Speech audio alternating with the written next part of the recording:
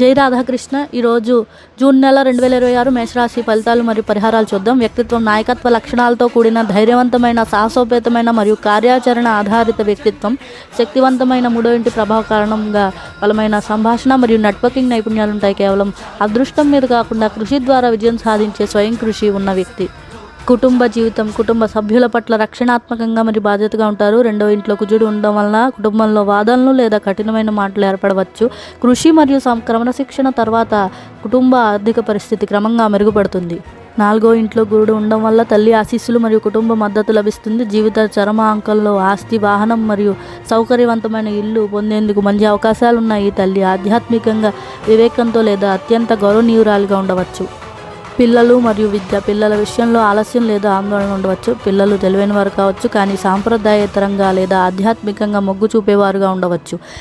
ఈ జాతకులు చదువుకునేటప్పుడు ఏకాగ్రత సమస్యలను ఎదుర్కోవచ్చు, కానీ పరిణితితో లోతైన జ్ఞానాన్ని పొందుతారు. ఆరోగ్య సమస్యలు. నిద్రలేమి, ఒత్తిడి, ఆందోళన లేదా ఒంటరితనం వంటి భావనలు కలిగే అవకాశం ఉంది. మేషం మరియు కుజుడి ప్రభావం వల్ల తలనొప్పి, బీపీ సమస్యలు, వేడి సంబంధిత సమస్యలు లేదా వాపు రావచ్చు.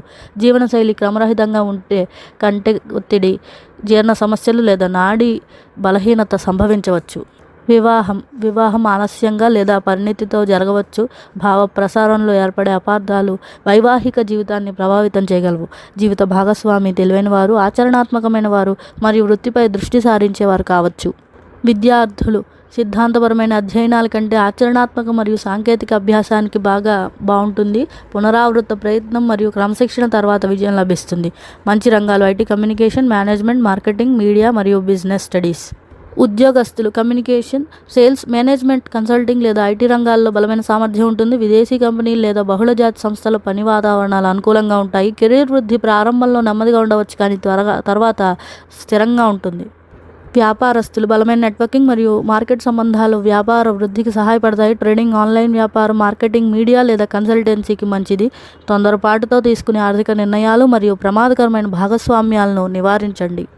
రాజకీయ నాయకులు. 11వ ఇంట్లో రాహు ఉండడం వల్ల ప్రజలతో సంబంధాలు మరియు ప్రజాదరణ లభిస్తాయి. సూర్య బుధ కలయిక కారణంగా బలమైన ప్రసంగ మరియు ప్రభావితం చేసే సామర్థ్యం ఉంటుంది. క్షేత్రస్థాయి కృషి మరియు ప్రజా భాగస్వామ్యం ద్వారా విజయం లభిస్తుంది.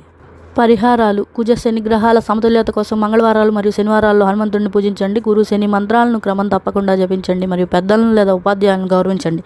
మెరుగైన ఫలితాల కోసం కోపాన్ని, కఠినమైన మాటలను నియంత్రించుకోండి మరియు క్రమశిక్షణతో కూడిన దైనందిన అలవాట్లను పాటించండి. Thanks for watching. Please like and share.